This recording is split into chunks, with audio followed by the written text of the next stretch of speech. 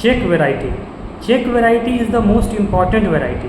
This is the most popular variety grown by the farmer. Basically, this Czech variety is used for the comparing of the new developing variety by the plant breeders. तो ये जो check variety होता है, इसको check variety इसलिए बोलते हैं क्योंकि इस वेराइटी को यूज किया जाता है कोई न्यू वेराइटी को टेस्ट करने के लिए. जैसे मान लेते हैं कि कोई राइस का वेराइटी बनाया जा रहा है किसी रिसर्च स्टेशन पे, तो जो राइस का जो वेराइटी बनाया जाएगा वो कोई भी वेराइटी जनरली जो बनाया जाता है किसी न किसी प्लांट ब्रीडिंग मेथड्स के थ्रू बनाया जाता है. तो उसका जो प्रोसीजर होता है प्लांट ब्रीडिंग मेथड्स का, उसमें जब वेराइटी को हम लोग बनाएंगे तो एक स्टेप आता है जिसको बोलते हैं प्रीलिमिनरी यील्ड ट्रायल, PYT, और इसी चीज़ को बोला जाता है स्टेशन ट्रायल. और ये विद इन द जोन होता है. विद इन द जोन का मतलब जहाँ पे वेराइटी बनाया जा रहा है जिस लोकेशन के लिए, वहीं के आसपास के रीजन से हम लोग वेराइटी को कलेक्ट करेंगे और उस वाले वेराइटी जो कलेक्ट किए हैं फार्मर्स का वेराइटी जो मोस्ट पॉपुलर वेराइटी है उस वेराइटी को यूज करेंगे कंपेयर कराने के लिए हम अपने न्यू वेराइटी को. तो जो जिसको यूज किया जा रहा है कंपेयर कराने के लिए फार्मर्स का वेराइटी, उसी वेराइटी को बोला जाता है चेक वेराइटी. तो जब न्यू इम्प्रूव्ड वेराइटी जिसको हम बना रहे हैं उसका परफॉर्मेंस हमारे चेक वेराइटी से जब इंक्रीज़ होगा, अच्छा होगा in terms of yield, in terms of quality, तब उस न्यू वेराइटी को हम लोग नेक्स्ट स्टेप के लिए प्रमोट करते हैं. तो प्रीलिमिनरी यील्ड ट्रायल के बाद वो किस में चला जाता है, वो कोऑर्डिनेटेड वेराइटल ट्रायल में चला जाता है. ठीक है.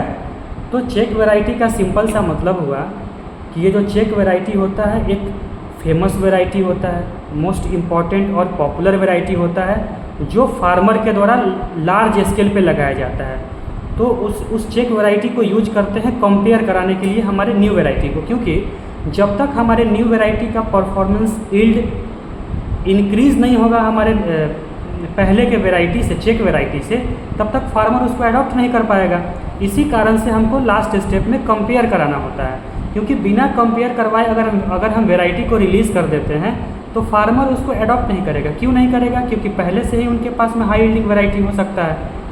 तो कभी भी वेराइटी को बनाया जाता है तो लास्ट स्टेप में उसको चेक करवाते हैं, और जिस स्टेप पे चेक करवाया जाता है अपने न्यू वेराइटी को किसी पॉपुलर वेराइटी के साथ में, तो उस स्टेप को क्या बोलते हैं, प्रीलिमिनरी यील्ड ट्रायल या स्टेशन ट्रायल. जैसे मान लेते हैं राइस के केस में हम लोग चेक वेराइटी के तौर पे हम लोग राजेंद्र कस्तूरी एक राइस का वेराइटी है, इसको यूज कर सकते हैं. IR64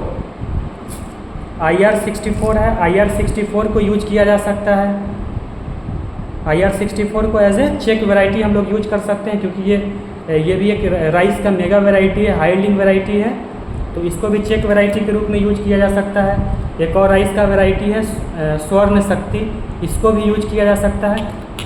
मतलब कि कोई भी वेराइटी जो फार्मर के द्वारा ग्रो किया जा रहा है लार्ज स्केल पे, उसको यूज करते हैं कंपेयर करवाने के लिए. हम अपना जो न्यू वेराइटी है उससे हम अपनी ये मोस्ट पॉपुलर वेराइटी को कंपेयर करवाते हैं. और ये कंपेयर करवाने का काम कौन करता है, रिस्पेक्टिव प्लांट ब्रीडर.